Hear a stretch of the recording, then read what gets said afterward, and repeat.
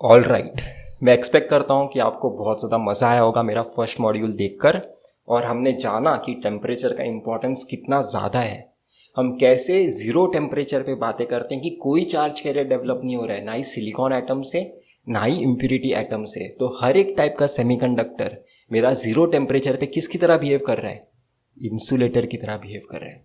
और T is equal to 300K पे या फिर रूम टेम्परेचर पे किसकी तरह बिहेव कर रहा है, सारी इम्प्यूरिटीज अपना इलेक्ट्रॉन या फिर होल फ्री कर देते हैं। कुछ सिलिकॉन एटम्स अपना इलेक्ट्रॉन और एक होल पेयर क्रिएट करते हैं। तो T इक्वल टू 300K पे वो मेटल की तरह अपने चार्ज कैरियर्स देना स्टार्ट कर रहा है।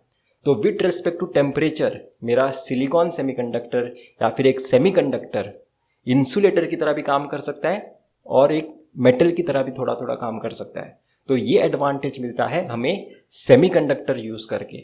और हमने ये भी जाना कि विथ रेस्पेक्ट टू टेम्परेचर कैसे एक इलेक्ट्रॉन जनरेट होगा तो एक ऑटोमेटिकली होल भी जनरेट होता है सिलिकॉन एटम्स में।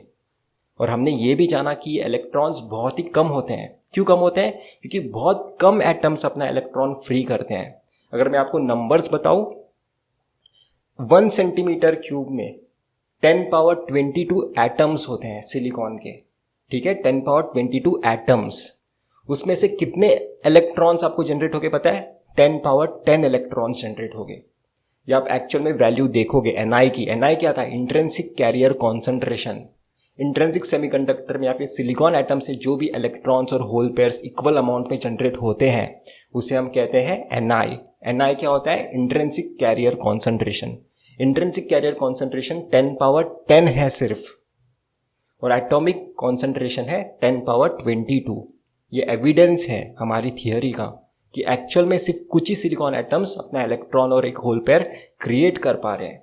इस वजह से हम एक्सट्रिंसिक सेमीकंडक्टर की तरफ बढ़े। और एक्सट्रिंसिक सेमीकंडक्टर में हमने जाना कि हम एन टाइप सेमीकंडक्टर बना सकते हैं जिसमें ज़्यादा इलेक्ट्रॉन्स हो, और हम पी टाइप सेमीकंडक्टर बना सकते हैं जिसमें ज़्यादा होल्स हो।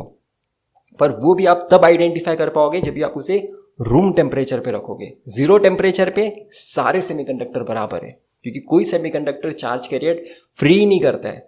सारे सेमीकंडक्टर जीरो टेम्परेचर पे इंसुलेटर की तरह काम करते हैं। रूम टेम्परेचर पे आप आइडेंटिफाई कर सकते हो, अच्छा ये एन टाइप सेमीकंडक्टर है, अच्छा ये पी टाइप सेमीकंडक्टर है, क्योंकि पी टाइप में ज़्यादा होल्स होते हैं, एन टाइप में ज़्यादा इलेक्ट्रॉन्स होते हैं।